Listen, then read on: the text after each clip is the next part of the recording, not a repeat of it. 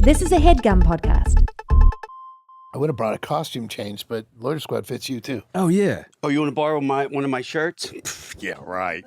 Oh, you did a costume change? Yeah. Yeah, so it's Madison a new day. made me this shirt. Whoa, that's amazing. That's awesome. My daughter made me this shirt. Is that your face on it? Yeah, she put my face on Jamie Lee Curtis's body in Perfect. That's amazing.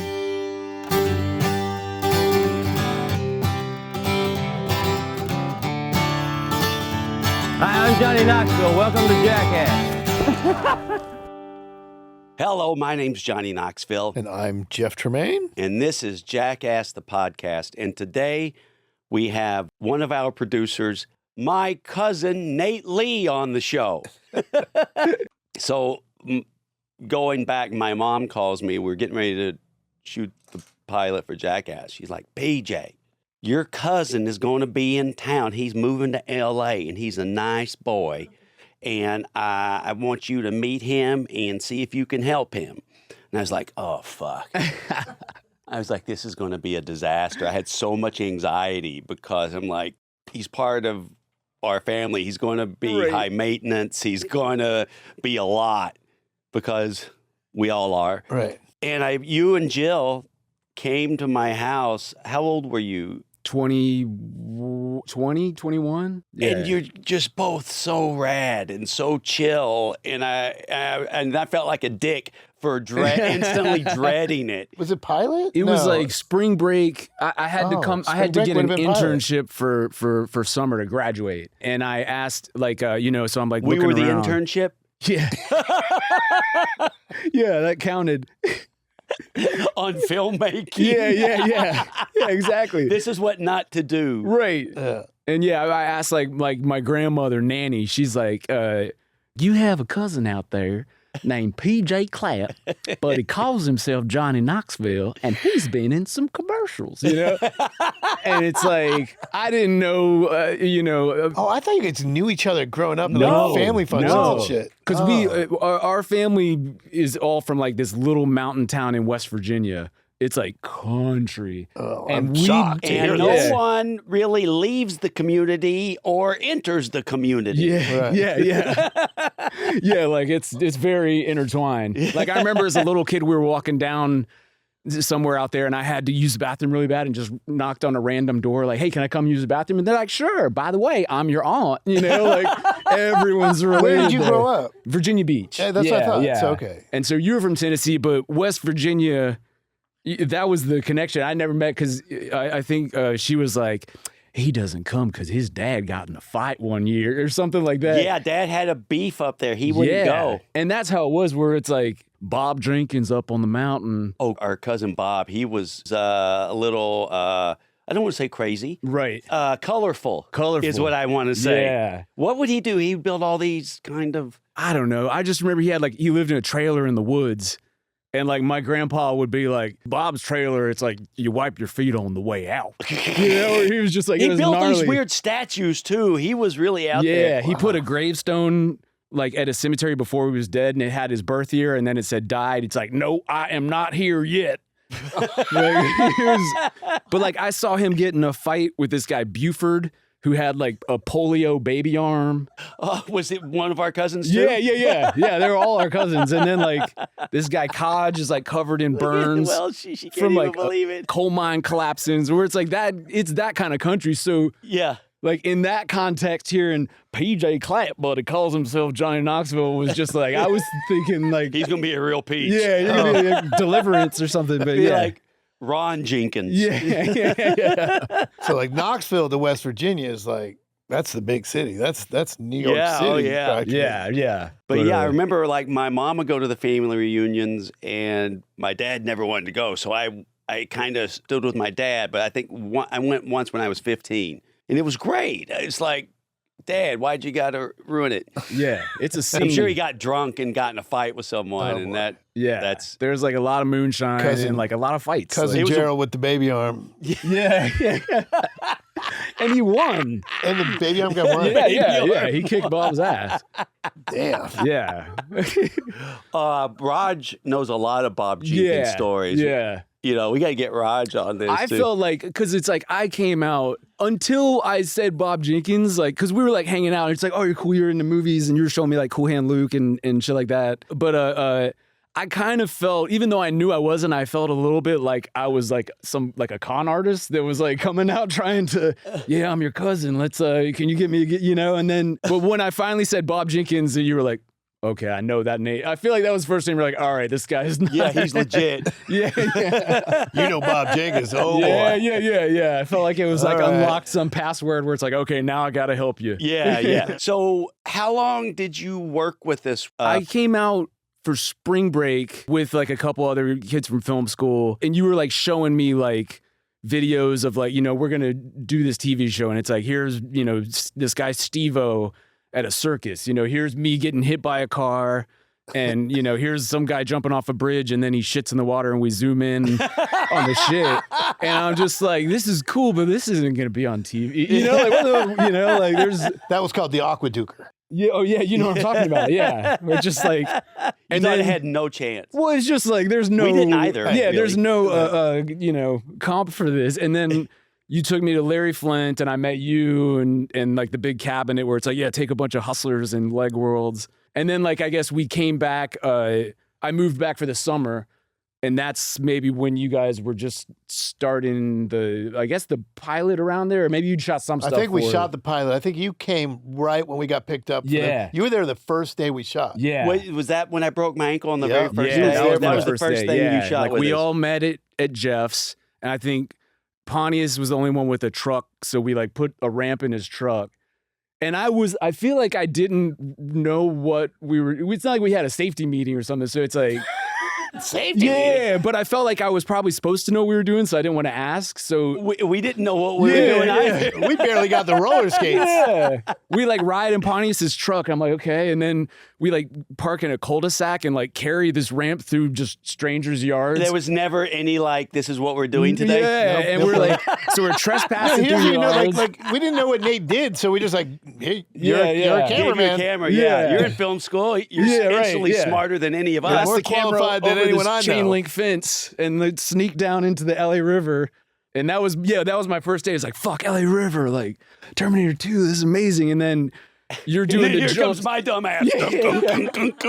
and like instantly like break your ankle or whatever we thought. And then I drove you to the hospital. I remember at the emergency room waiting. I'm just like, fuck, man, that would have been a cool job. Like I thought it was done. You know, it's just like, man, so much for, you know, like I wonder what we'll do now. Like, and then you rolled out on a wheelchair and you're like, we got to come up with stuff I can do on crutches. And it's like, oh, we're still going. Yeah, you know, and it was Well, just it like, turned out we just said, oh shit, he can do everything he was going to do anyway. Yeah. Like just stand there and get beat up Yeah. by Nigel or I got one leg still. Yeah. It's like, what do Yeah. you need? Like the fact that you were on crutches the whole first season was rad because it just like, Yeah. it shows that like, hey, you know, like these dudes really get hurt. Steve-O waxed off his eyebrows and now his eyebrows are gone for a bunch of bits. Like, you know, it's like.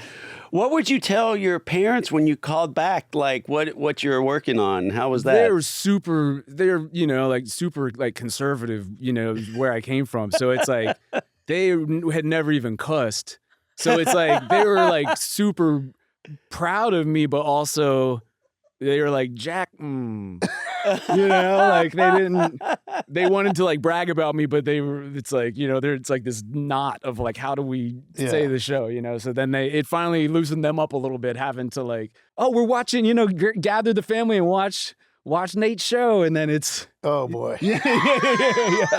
Yeah, my mom was not happy after the Yeah. first But by the episode. way, so yeah, from his conservative upbringing, one of the first things, we were in Florida, I think on the first night, Tripp was staying in the room with Steve-O. We used to share rooms. So Yeah, like, right. And Tripp was like, one night was good enough for Tripp in Steve-O's room, so he made you stay with Yeah. Steve-O for the rest. I think the rest of the TV series. Yeah. Whenever we shot, Nate stayed with Steve-O. Yeah. Like Steve-O, rooming with Steve-O was like the short straw. That's the worst. Yeah, like nobody wanted to do it and everything because it's like, you know, it's like he like jumped in that dirty ditch full of like gross sewage water. Oh, he got in front of super the sick and he hotel. never gets sick. Yeah, and then we were like, all right, that's a wrap for a day. Everybody go back to your hotel rooms. And like Steve-O's walking, bleh, and it's just like he's going back to our room. You know? Yeah, And it was it's a like, dead animal or something in Yeah. the water, and it just Well, more than that, like yeah, dead animal, and standing water in lots Florida. lots of feces. yeah. Oh, Yeah. And then like one time, like we got these girls, like whatever, the thing where he got his butt pierced together. yeah. I think it was these two girls where on the way out, we were finishing. They're like, we're also dominatrixes. And he's like, oh, cool. Here, they get your number. And then like a week later, we have like a long shoot day, and I come back to my hotel room and I walk in and I see there's like a whatever, like one of those busboy carts, and it's just like a bunch of whips and chains, and then a bunch of suitcases that aren't me and Steve-O's. And I'm like, oh God. Oh no, they like, stayed in the room yeah, with they you moved guys. in. Those are the ones that Oh. did the Oklahoma bit with Preston. Yeah. Yeah. Oh Yeah, my yeah. God. And so you would be in there and he's just hooking up with girls. Yeah. Oh. He's like, oh yeah. Or he'd be like, But Didn't luckily, you pretend to be asleep? yeah, I had to pretend to be. He's like, I forgot Nate's in here, Or like to be polite, he would like go have like phone sex and jerk off in like the bathtub, But you still hear like splashing and shit, and it's just like, oh man. Like, Oh, gross. Yeah, he, yeah. he just had phone sex, right? yeah, he's like, I he had had real sex with sex. someone. Like, is one didn't thing. no, yeah, but That was the Daytona Rat days too. So you bring her home. Knight's Library and stuff, like. Holy Yeah. shit. That That's was- terrible. Yeah, he was a lot. I'm trying to think of. It was a lot. Like, did he not? Like, is it not true? Because I heard he finished with his gal and Very quickly, right? Most of the time. Yeah, and then it took wasn't, the, it didn't, took the wasn't condom terrible. off, tied it in a knot, and lobbed it onto your sleeping body. If that happened, I think I must have blanked it out. Yeah, understandably. Oh man, But yeah, no, he. I The mean, good he was old rad. days, we call Yeah, but no, it was awesome shooting stuff with him. Like one of my favorite. I was trying to think of moments from the TV show that I remember, and one of them that was awesome was like we were driving, and someone's car broke down or the van broke down at this shitty strip mall. Steve-O's car broke down. Was it Steve-O's? Yeah. So we're Yeah. just stuck at this strip mall for like an hour, and it's like pet store, barbershop, and it's just like, well, if I get a goldfish, I can swallow it. And it's like, you do that, and you're like, all right, I could go get like a spiked mullet or something. Where it's just like making the Yeah. most of. I can't believe we actually put you getting the mullet on TV. I Like, know. it's such a non-idea, but that's all we had back in those days. But the goldfish trick ended up Yeah, being the goldfish classic. was awesome. That was like. But that's just how we shot. It was like We didn't have a lot of I mean, we kind of knew what we were doing each day, but the writing wasn't as strong on the TV show. But Yeah, we just. by the time we got past the first movie, I think it really no, clicked. I think we flew out to Florida before we even thought of what we're going to do with Steve-O. We're just, Yeah. hey, we're going to go film with Steve-O. Like, and Yeah. he mentioned, I think that morning, I can throw up I can swallow a goldfish and throw it up. Right. Like, that sounds perfect. Let's go.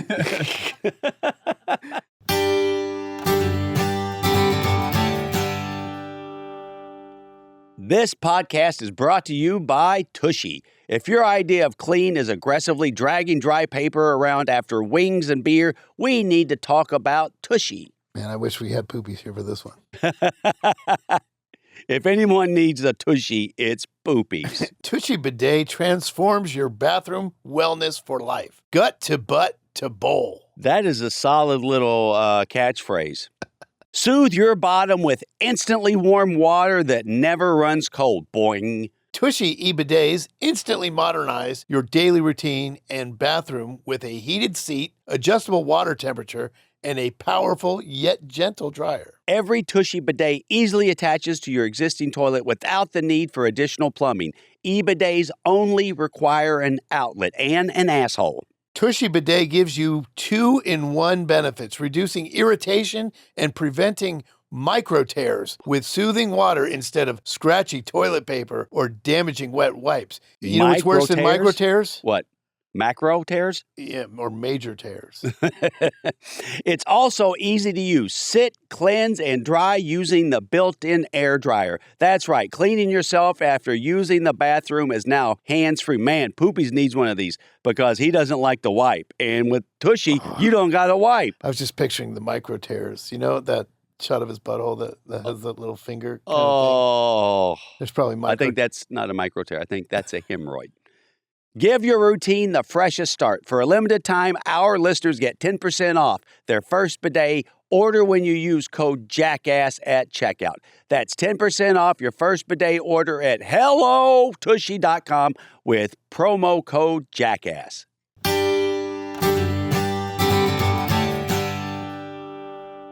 This podcast is brought to you by The Perfect Gene. Do you ever feel like most jeans are designed with somebody else's body in mind? Well, let us tell you about the perfect jean. Most jeans are like me, stiff.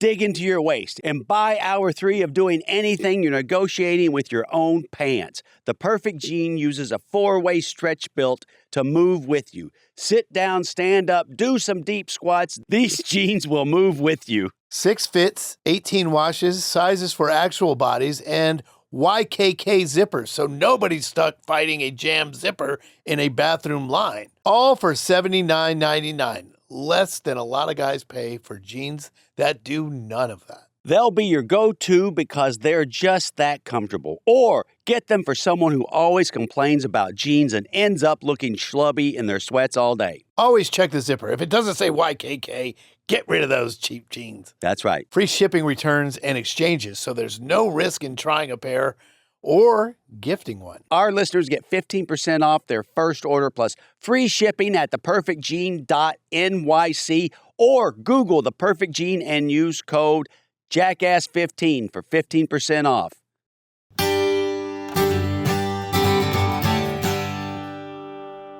How did you feel after the first day of shooting with us? Was it like, what did I get myself into? Or No, I mean, it was like, this is, it was awesome. Because it's like, that's all I'd done in high school was just like filming, so it wasn't even like different cameras. It was just like, wow, we're shooting with these shitty mini But where you're DV. like, God, why did I even go to fucking film school? Yeah, Like, yeah. what did I learn all that I know. for? No, it's my like- dumbass, I went back I still had one more year left and I need to, go make my film. And then you guys were like flying me out on occasional trips and everything. And then while I was at film school, I guess the show started airing. And I remember I was at Ruby Tuesdays working one night. Ruby Tuesdays. Yeah. And I'm like in there like folding silverware and they had a TV up and like it came on and like the whole like Nate get out of the shot, like some bit that I'm in. You and Cossack are Yeah. It came on TV and the bartender was like, "Is that you?" I'm like, "Yeah." And he's like, "What the fuck are you doing here?" And I'm like, Dude, you're probably big right. time now. Yeah. You worked at Ruby Tuesdays? Yeah, for like that whole, They that got whole the last best year. croutons. Yeah. But you were a rapper in film school. At film school. Yeah, I Part of a crew. yeah. We had a couple, there were like 2 rap crews and I was one of them. So you went to film school in North Carolina? North Carolina, in Winston-Salem, North Carolina. Winston-Salem. Yeah, it was like a small film school, just started out. Danny Really- McBride went there? Yeah, it was like, he's the other rap. So the rival rap crew, like it was Nate and his guys. They were the VF crew, right? Yeah. And then I don't know what was Danny McBride Danny and Jody Hill and David Gordon Green. Or he was a It rapper might have too? just been Danny and Jody, but they were the full flavors. the full flavor. Yeah. And so we had, there were 2 rap crews. And I think we went more in the rap thing and probably, like we did shows and everything like that. So I think we won the rap battle. And then they probably won the war by by focusing on film like we were all there to do. But we would just like sit in this laundry room, waiting room where everyone had to go do their laundry. And I was the one who had the 4-track from high school. And so I would sit there and record everybody. And just like anybody that came in to do their laundry, we're like, yo, if you want to get on, like just here's some paper, write something. It just has to be like dirty. And you gotta make up your rap name. And people be like, nah, I'm good. And then they're stuck waiting, doing their laundry, and we're doing all these stupid raps. And then eventually they're like, all right, give me one. You were good though. Yeah. Yeah, he's good. Like all your music. I misallocated a lot of effort to rapping, I think, to where I got decent at it. Yeah. But then you had another thing, 1977. Yeah, NY 77. Awesome. That's where I finally like Key Vitamin. I was just like, I'm good at this, but it still doesn't make sense. Yeah. I don't have like a character or anything to really rap about. But that, me and Jared Brom started a band called NY77 where it was like just focused, where it's all about like grimy 70s New York. That's all the imagery. We all dress like 70s New York, and the music is like 70s funk, 70s hip hop, 70s disco, and 70s punk all sort of merging together. So it's like just finding like a box to sort of put all my stuff in, and then I could play guitar and sing and all that stuff. So that was that was like the one time I finally felt like, all right, this It's makes legit. sense. Do you ever use that music in any of your films? Yeah. I think I had like 2 songs from it in my movie Cardboard Boxer. I've used him like on Loiter Squad. He scored we would do these sketches, and one of them was it Rich White Dad, the the like sitcom, fake 80s sitcom of like this rich white dad who adopts. Yeah, right. That was Welshie's fave. But Nate would do all the jingles and it was awesome because we'd have to do He's them like, in like you're one of those 48 annoying hours. people who's great at everything. Music, drawing, have you seen his filmmaking. storyboards he'll do for like he made like a graphic novel, like this amazing. He was doing one of your films, and you showed me these storyboards. Like edit them together holy and stuff shit. like that. Like Nate can do everything. Yeah. It was quickly apparent you were the smartest guy on the set when you showed up the first day. We're like, oh, we'll be working for Nate someday, but Nate will never hire us because we're idiots. He will hire talented people. Right. No, like what were we working on when you wrote Kidnap? I think I was started writing that in like 2004, so it was maybe Between Jackass part 2. the movie and Jackass 2. He wrote or Wild Boys or a something. movie with Halle Berry and like, got made. Like legit movie. I wrote one of them when I got stuck in India on Cardboard Box. Is that what that yeah. Do you know about this? Like, was that movie Jackass That number 2? was Or was it Wild Boys? It was Wild Boys, yeah. So we went on Wild Boys, and Nate lost his passport, and so we just we went to India, and we left him there. Yeah. How long did it take you to get out of there? 5 days. But yeah, I had to keep. I had to go to like whatever the New Delhi consulate and work it out, and they're like, it's going to take 5 days. And How long was that line? It was just me and this other one guy. Oh, okay. Yeah. Where it's like we're both just like, how do we get out of here, you know? And I didn't go. I was like, oh, I'll go on adventures, you know. But it's like before you have like like maps on your phone or anything like that. Yeah. So I would just like, well, I'll just walk this direction, and then it's just like, Plus, we just I'll walk the other direction. yeah. It was just like, but Nate had just produced like the Wild Boys India and the Jackass the movie, and you produced both of those. yeah. Was gnarly. Yeah, like, we did India was gnarly amazing. stuff. Like, Yeah. You guys got the best footage in India. for Wild Boys. Yeah, which, yeah. 'Cause made, when we went back for the movie, you guys had just already shot all the good shit. Yeah. oh man, that was wild. Yeah. Cannibals was amazing. Oh, the Agoris, Yeah. those fake ass cannibals. That's what was amazing. Like they were on National Geographic, and I thought they were so legit. And like they came out, they made us hire. They were like, look, when we bust these guys out, we're bringing 5 cannibals, but they're so dangerous that like we need to hire 2 security guys for each cannibal to sit with them on the bus on either side of them. Like it was like, But they were like a legit handful, right? Yeah. So it's like we show up and like they're like the first one, like Buku, like grabs like Chris's leg and starts trying to eat his calf. You know, It was like it was all such performance. Yeah, it was performance. like Because like after we got finished shooting, they reach in their pocket and start talking to someone on the phone. I'm like, well, that doesn't seem like something a cannibal would do. Yeah. Well, And then they're like, we heard, oh man, one of the cannibals has been tied down with chains in his bed all day because he's wanting to eat people. Yeah. They And steal some of the guys bodies fell out of the for it. Ganges.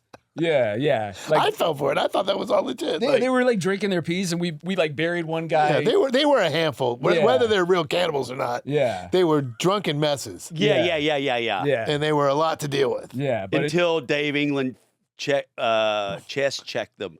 Was it Dave or Chris? Dave, he had a gory phobia. He just sent the guy flying. Yeah, he wasn't having it. And that guy calmed right the fuck down too. That's how you handle. that's how you cannibal. handle cannibal. Yeah, I remember just chest check like them. you were there, like this was Wild Boys. They found snake charmers. Snake charming is illegal, I guess, in India. And so we had to go way into the like into the neighborhood, Find walking. some pretty good snake charmers. And they take us to this back alley, and they've found the snake charmers, and they've got cobras, and they're do do do do do do, you know, the snakes. And then like one of the guys who ran the Indian production company, like Pravesh or somebody. it wasn't Pravesh, it was the other dude who kind of slaps people when he walks by. Like, Yeah. We're walking through this neighborhood, he's like, get out of the way, and you slap like Who? this Indian guy, local guy, a local yeah. like who's helping working us, with us. Yeah. working with us, but just walking down the street, like just slapping people out of the way, like kids in would the come face. up to like, our van, like, hey, and we're like, hey, and he would just smack them to get them out of the way. We're just like, slap. yeah. But anyway, that dude, like, so we walked through this neighborhood, like with, like, there's these little holes in the street with shits in them, and like you have to be careful walking. Yeah. And then we're back there, we're shooting with the cobra charmers and snakes, and then like I can't think of his name, but he's like, Jeff. He's like, you want this guy? And the tiniest man I've ever seen. Like, he wasn't like he was a little person, but he was like a little baby man. Like, I'm telling you, he was like a foot and a half tall, totally proportionate, totally like not. And he's like, That almost came out. I almost lost it. Yeah, we called him putting Tiny it very Dancer. Like, and they're like, sensitively. the guy's like, do you want him in the shot? I'm like, you bet you're. Yes, we want him. So Tiny Dancer came out and just started dancing with the cobras all over his head, and like Chris and Steve. It was mayhem. And then by the end of it, he knew what we liked and everything. So we were at like a train station, and like we're waiting, and like we glance over, and there's a guy that just has like one giant elephantitis foot, and that same guy just looked over at you, and he's like, I'll get him. Yeah. And like we shot a thing with him really quick. 90% of bad. what we shot in India for Jackass 2, we didn't use. Yeah. Well, you're the only person we've had on the show who brought notes. Oh yeah, dude. I don't know. That's so, because he's like, these guys don't know what the fuck they're doing. No, I was so just let like, me I give don't- them some structure. I was just like, I'm gonna fucking run out of something to say. We'll all sit here fucking dead quiet. Oh no, this is great. I don't know. Oh my God. How was it sitting in a boat with Rip Taylor Oh yeah. for the whole day? You guys were shooting. What was it? It was the thing, like the big. What did we call it? Where it was like the mousetrap. Rube Goldberg. Rube Goldberg. And then it ends like you shoot off and land in the water, and I'm getting that shot, and then I'm supposed to pan to Rip Taylor, and he's like, "Ow!" And so we had to paddle out there. It's just me and Rip Taylor. Oh God. On a boat. On a tiny boat. And then we're just waiting for you guys, and of course it's like Takes we were forever. supposed to be starting this an hour ago, so it's just me and Rip Taylor, and I'm thinking like, well, like, oh man, I'm gonna get some stories, like what a dude, but it's like he was like in the zone, like he just kept being like, oh Johnny, well, this is the end, confetti, like he was like Really? practicing his lines like over and over, where it's like I didn't want to interrupt him, where it's just like, well, he's in his zone, Oh wow. Yeah. Why did we never? I never knew that. Yeah. So it was just like really awkward sitting on this. Oh, I was thinking. It's just like him on a canoe, me on a canoe. Did he ever interact with you? Yeah, a little bit. It's just like I don't remember. I can't remember any big conversations we had, but I just remember like watching him. He only had like 2 lines, but he just like kept going through them over and over, and then like confetti, like in case he would forget. Holy shit. Yeah. But no, that was awesome. That was like just having like having the responsibility of the final shot of the movie was also just weighing heavy on me, where it's just like, yo, if I fuck this up, like, I went to film school for this. Yeah. Like, yeah. But After the Cossack amateur shit, I was like, don't fuck this up, oh my God. But there was a part earlier in the day, you kind of were with him all day, right? Yeah, And you yeah. were like, at one point you had been filming him so much, you're like, I'm going to give him a break. Do you remember that? And as soon as you put the camera down, he's like, hello, Louise, I'm giving you gold. He was offended that you weren't filming him. You're like, oh, okay, well, fuck it. Oh my God. Rip was a lot. He Yeah, was awesome. yeah. He was great. Remember when he was like driving away in the car and he's kind of going like this, like Now wave. he's like ducking and popping up and doing this whole like, and he was old then. He was like, Yeah. Like- it wasn't like he aged. Oh my he grew God. up along with us. he was funny, man. Yeah. What was the hardest bit you ever had to produce for us? The funeral in Bad Grandpa was. Holy shit. Yeah. That was hard. Yeah, because it was like a funeral. You got to get people to come to a funeral for somebody that doesn't exist. And it was like, And they have to believe it's a real. and they have to believe it's a real funeral. So it was like, somebody had the idea of like, we We get had to a hire choir. people. Oh, yeah. Yeah. Where it's like, I found like a choir director who was down to like prank her choir. And we needed to have like 20 people total. We're doing this and that funeral filled out a lot of twice. seats, so that was good. So even her, it was just like, all right, you got to do like 10 of your choir members need to come at 11 a.m. and then another 10 need to come at 2 p.m. But they can't Because we're going to do it twice. Yeah, Yeah. two We're doing the funerals. same scene twice. But so that at least gave you 10 and 10. But then I had to fill out the other 10 of just like regular people. And it was like, You found a cat person? yeah, I or- started going through like Facebook groups in Cleveland. And I was just messaging everybody in my hotel room. And the ruse was like, hey, my grandma died. Me and my grandfather doing the funeral. And like, she didn't really have anybody who's going to be there. And I don't want it to look empty, you know, for him. She loved cats. And she loved cats. Yeah, like whatever the group is. That was nothing more in life than cats. And could you and just, you know, some of the people in your group, if you just be willing to come out and sit there and just make it look like, you know, and they'd be like, oh, honey, that's so sweet, you know? And then, and I feel like such a, you know, it's just like, even having to be like, hey, my grandma died is like, fuck, that's so great. Yeah, but they'd be like, that's so sweet. We will, you know, I talked to a friend and then 2 of us will come out. So we'll be there, honey. Nate calls me and says, like, hey, man, I found a ferret-loving... Yeah. You found a ferret loving? Yeah, like a group that loves ferrets. And so they're going to show up. And they showed up with a taxidermied ferret. And they're in the back of the funeral, like they're in the crowd. Like they're holding the little... Oh, my God. Because like my grandma had a pet ferret. She loved that thing. Yeah, I And went she said, through we love our everything. ferret too. I'm going to bring a taxidermy. Out of respect for her. Yeah. And you had to find like 2 sets of 10 of Yeah, like so like randos. 20 people out of that. So I went through everything. It would be like, and you know, she loved archery, all, you know, like whatever group.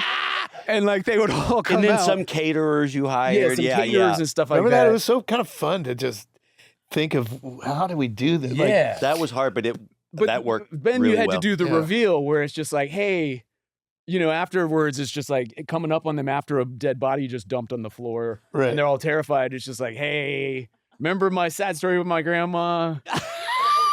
She, you know, hi. Did any of them say, I'm not signing? Yeah. the ferret people. Was that who it The was? ferret people would not sign. There was one other They're lady. blurred. We didn't have to blur the ferret, but the fucking We didn't have to blur the ferret. Was it the taxidermy one lady ferret is unblurred, who but- said like she was like super freaked out and angry, and she said something like the same thing happened to oh no, I a don't relative remember or something. Like, there Oh, was I one don't lady. Yeah, I do remember right, that. Where it was Yeah. just like, Oh, are you shit. fucking kidding me? that. I don't remember that. yeah.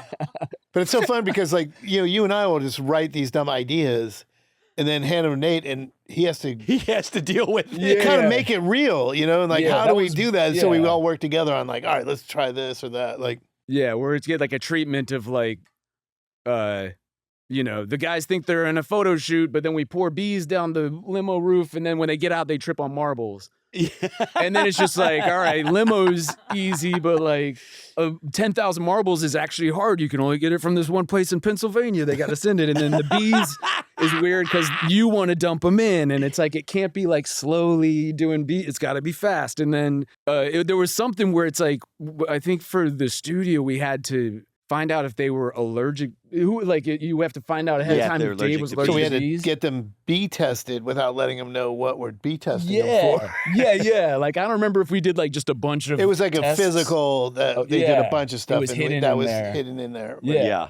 And then I was finding locations, and they were all just like, "Well, you can't do that because those bees might terrorize that area for a week afterwards." You know, where it's like I had to find. Right, I like- remember you were like, all right, listen, he's got 2 boxes of 50,000 honeybees, and then he's got 1 other box of 50,000 Africanized honeybees, and these are the more aggressive ones.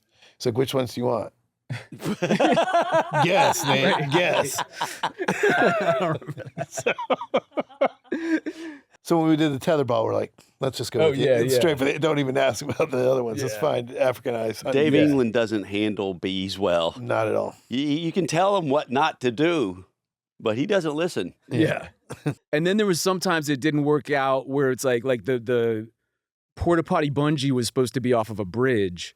And it was like too hard to shut down a bridge, or like the only bridge that like It's CBG really hard could on find. production, like to find the Yeah, bridge. we're gonna have to drive like 6 hours north to some bridge, and then the solution was to do the 2 cranes bungeeing up in there, which is ended so up much being a little better. cooler. Yeah. Oh my God. It's so funny because Nate, you also had to you did Wild Boys, Wild Boys and Jackass, you're dealing with a lot of times with the finding us the animals. If we've like the bear or whatever we've written, he's got to go find that kind of animal and get the trainer to supply it and know that we're basically undoing all the training of that animal, right? Most of these animals have been trained to not bite people, and we're asking them to attack. Like you wanted a dog to bite your ass and hang. Yeah. And like all those movie dogs where they're You're like... having to say this with a straight face to these people. Yeah, and they're like, we've trained this dog for 10 years to exactly never do that. You know, like that's the whole... Great, but will it do it? Yeah. It's like, well, I think we had to find like a police dog or something where it's just like, they'll do it, but they're, you know, it's like they're going to clutch or something. And then when we did the bear on Aaron, that was insane because I kept coming back to you guys with like, okay, we can do it. It just needs to have, you know, they can release the bear. It just needs to have like an electric fence blocking Aaron. And you're like, no. Between Aaron and the bear, right? Yeah. Well, and then it's just like, okay, we got a bear guy who's less worried about it. This one, the bear just needs to have like a chain on it. So, and the chain goes out, you know, to the back where the trainers are holding the chain. And you're like, no.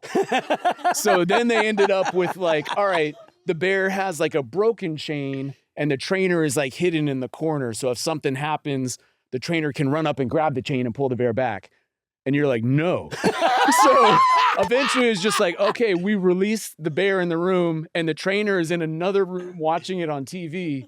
And if something happens, they'll run in, you know, and you were like, all right. There. And what happened was like, Jeff was outside the door, not letting the trainer in. He wanted to go in a lot faster than we let him. You had one of the hardest jobs on the set.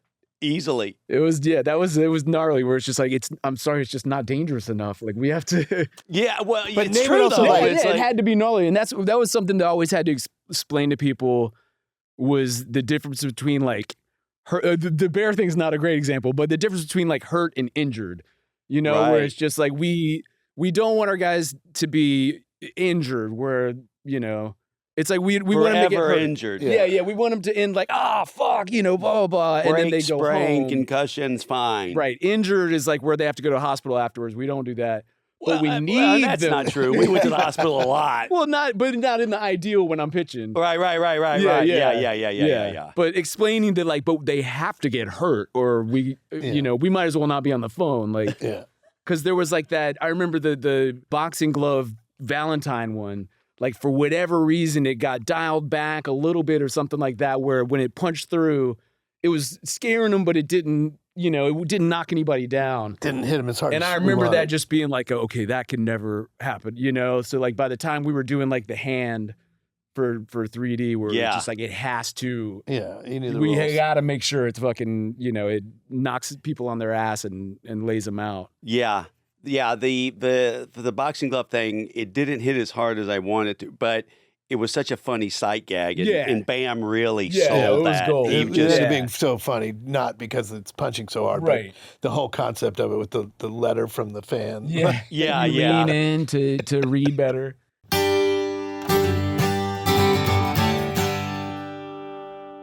This podcast is brought to you by Magic Spoon. Magic Spoon is basically the grown-up version of your favorite childhood cereals. Same fun taste, none of the sugar crash or calories. High protein, zero sugar cereal that still hits that nostalgic Saturday morning note. Each serving packs 12 to 14 grams of protein, 0 to 2 grams of sugar, 4 to 5 grams net carbs, certified gluten-free, so it actually keeps you fueled any time of day, breakfast, late night snack, post-workout, whenever. They've got a bunch of classic flavors like fruity, frosted, peanut butter, cocoa, cinnamon crunch, and more. Or try the Magic Spoon Treats Crispy Airy Protein Snack Bars with 12 grams of protein, 7 grams of fiber, 0 grams of added sugar, 2 to 3 net carbs, and certified gluten-free. Great for tossing in your bag, keeping it in the car, or grabbing it on the go. Actually, they sent us some, and they are f***ing delicious. I've been eating a bunch of them, so thank you. These feel like a treat, but actually function like a protein bar. So they scratch the sweet tooth itch without all the sugar. Look for Magic Spoon on Amazon or at your nearest grocery store. And if you haven't tried them yet, check out Magic Spoon Treats, a high-protein, low-sugar take on the cereal bars you grew up with. You can get $5 off your next order at magicspoon.com/jackass. That's magicspoon.com/jackass for $5 off.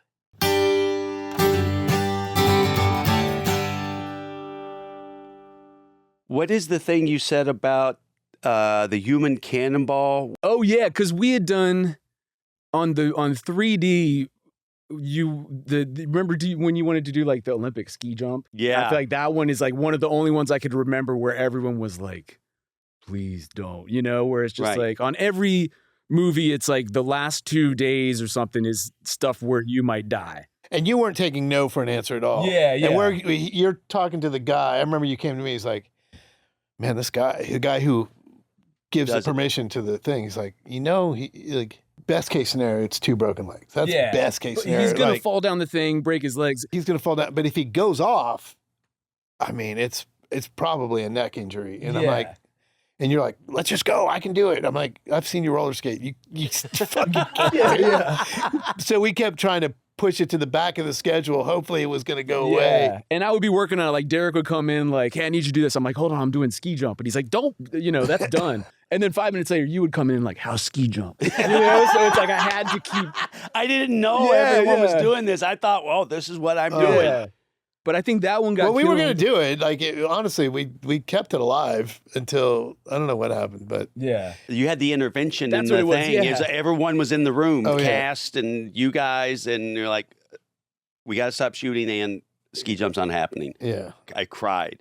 Yeah, it was a full intervention to stop. You were so locked in the mode, and it was kind of helpful because we were trying to edit, so you wanted to keep shooting. So I'm like, "All right, keep him busy." Inflatable, or no, what's it called? Incredible nut shots. The nut shots. That was a great babysitter for you. Yeah. God, it was fun, and I thought it was going to be a good bit, but it just didn't. It didn't land with people. It was cool though. Yeah, it was just I'm amazing. glad we did it. Like, it was very cool. But we put so much time. Like, we got wing walkers, and you had to learn how to be on a plane. Didn't the first biplane crash or burn up? That was on Nitro. Oh. Yeah. That was like a same company though, right? Or I think it was that one was maybe different. We were trying to get them. He had to get a biplane, and so he finds this biplane because we were going to put Jolene up on wing walk. And they comes to me that morning. He's like, "Hey man, biplane caught on fire this morning." Yeah, burned up. Right, the 75-year-old pilot jumped out last. He's trying to get another one, but I'm like, "Oh shit!"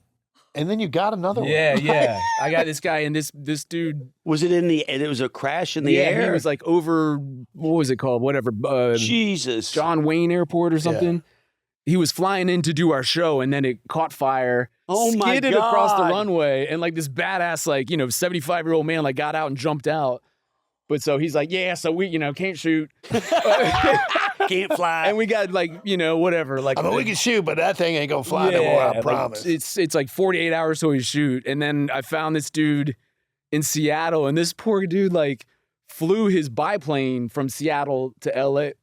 So he's just out in the open in the wind, flying for 8 hours or 12 hours or something. Oh my God. And pulled it together. But yeah, it's like we made it happen.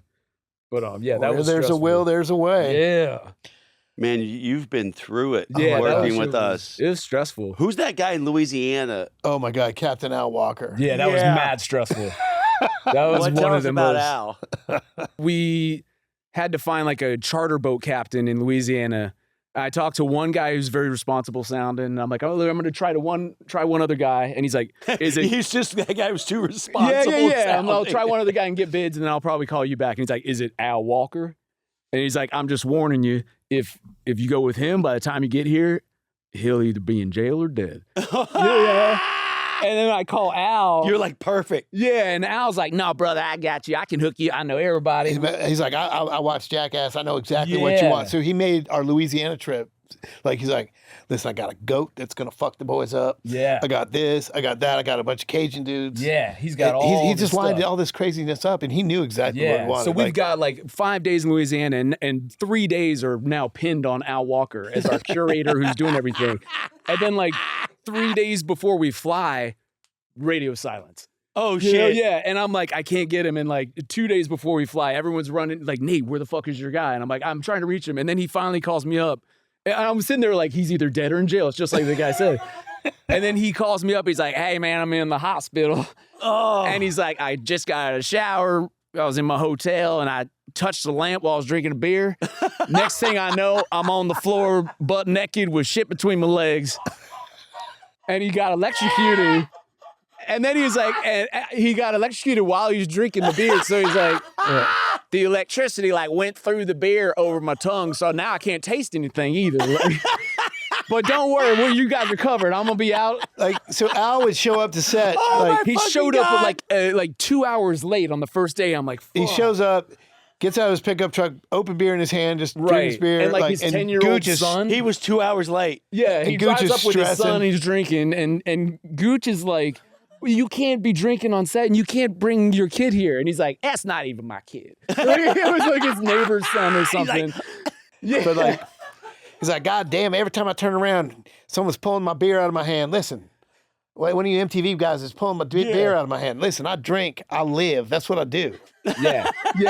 You all want Louisiana, this is what it is. So we had the rapper Juvenile.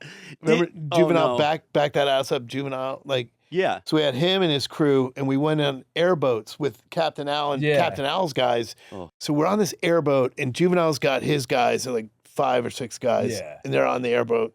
And then Billy's got a Confederate flag baseball cap on. Yeah. And Right when Billy's we showed up, it's like, Billy's oh, a God. big dude, like, and he's fucking wasted. Like, and I'm watching him, and he just walks up to Juvenile, and he's got one eye that's looking this way and one eye that's looking straight.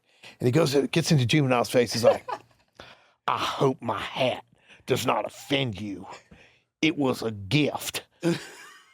And Juvenile's like, it's cool. Oh my God. But we're shooting on this little island way out in the swamp.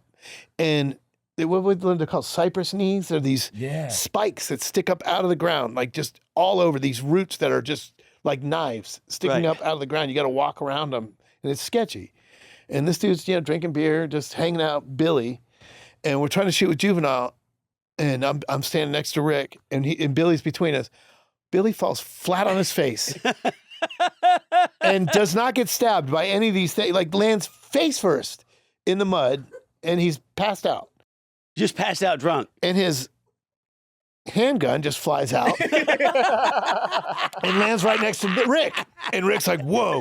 And I'm like, Rick, pick up his gun. And he's like, I'm not touching that thing. Like, Billy's just laying flat there. Didn't one of them like pass out in a puddle of That this was him. deep? That's how he Billy that's died. How he passed. Like, not when we were shooting. This is later. between Wild Boys and Jackass #2. Billy had done that again and landed in a little puddle where his nose was underwater, and he drowned in a 2-inch deep puddle. Yeah. Jesus. That was a gnarly, that place. Because, like, we got Cap and Al into a thing where it's like, all right, we'll go in 7-Eleven, get you a Pepsi, pour it out, pour your beer into that. And then it's like ignorance from our guys. Yeah. So we had him on that thing. But then when he pulled up to that island, I just remember, like, okay, I think we got it settled. And then the first thing we saw was, like, a dude walking by with like a shotgun and like a 12-pack. It was just like, fuck, man. Like, Trip's gonna be so mad. What did you guys just like eventually just like fuck it? Dude, the thing about Al is everything he promised. He delivered tenfold. Like he started like producing bits like, hey man, hurry up because we got these.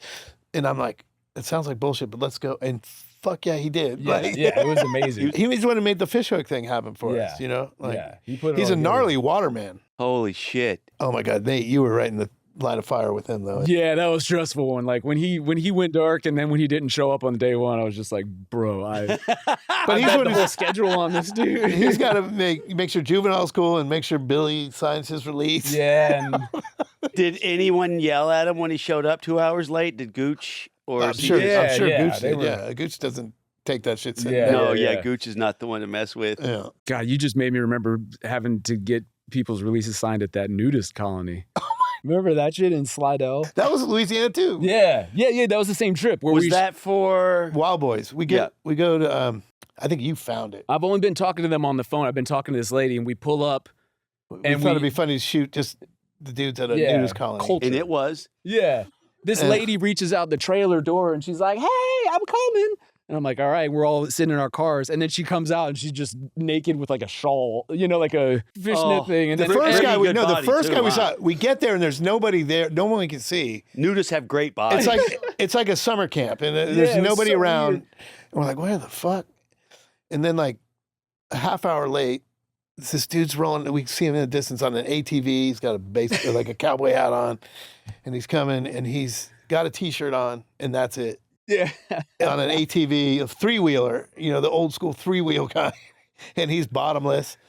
And he's like, "Come on, guys, we got stuff lined up. Like, all right, let's go." I remember that I had a stack of releases, and I was filling them in. Like people would just come up here at the table. They give you a release. And like one guy comes up with his shirt.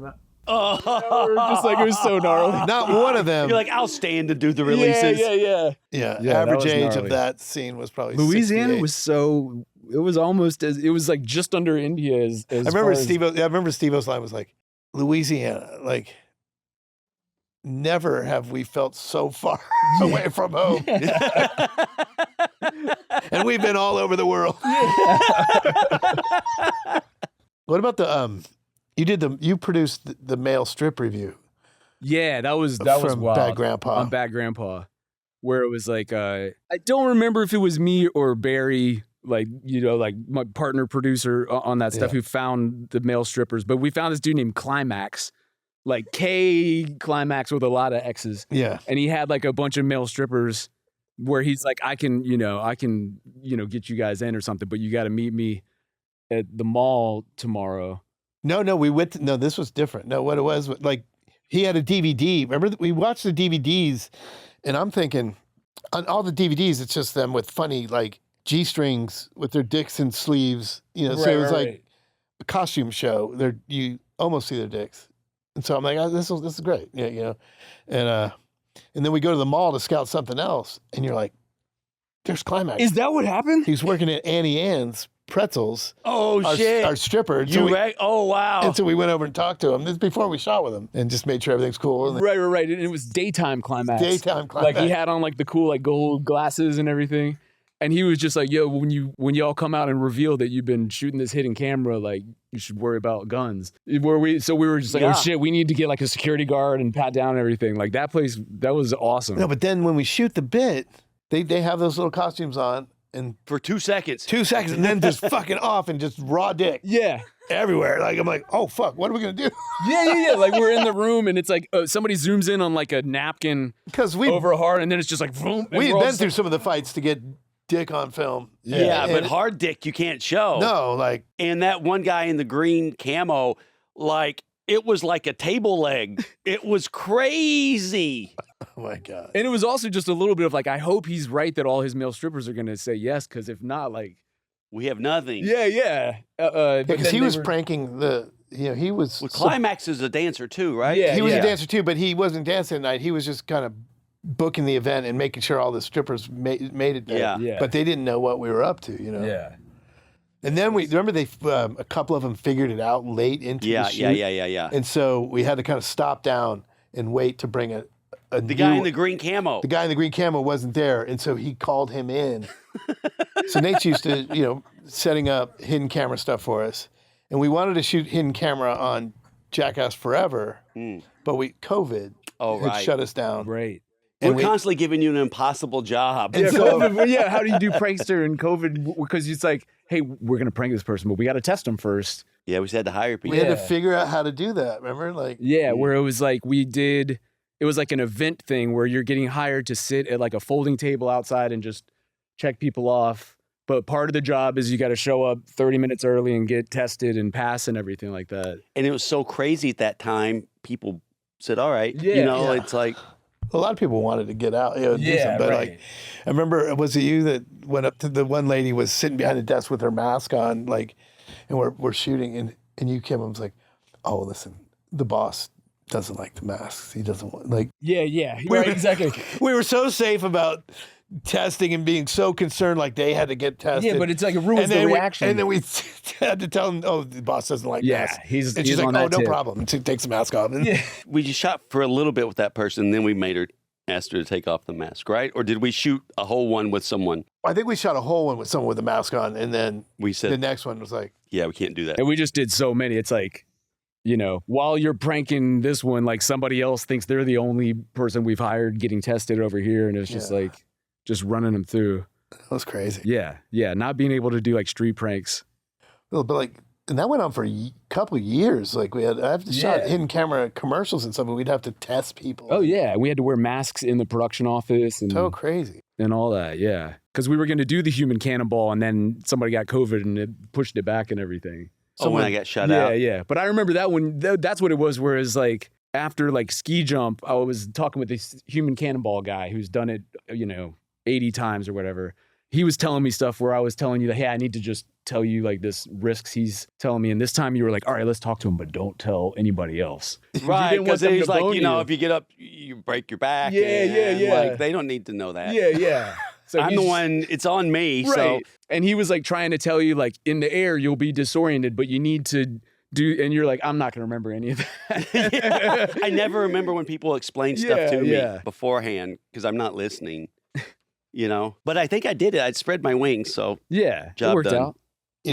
With Nate on Wild Boys, we were, I think we were in Brazil, and then we were going to fly up near the Argentina border, and we were flying over the, what are the mountains there?